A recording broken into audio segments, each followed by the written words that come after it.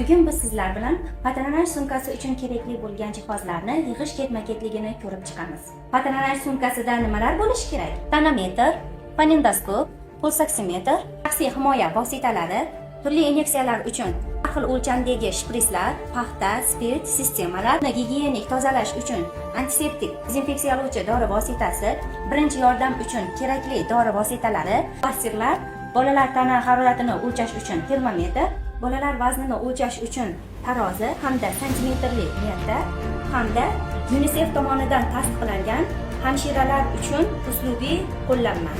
Patronaj xizmatini tashkil etish O'zbekiston 2030 davlat dasturining 18-bandiga muvofiq tarzda olib boriladi. Respublikada skrining va profilaktik tadbirlarni kuchaytirish asos qilib olingan.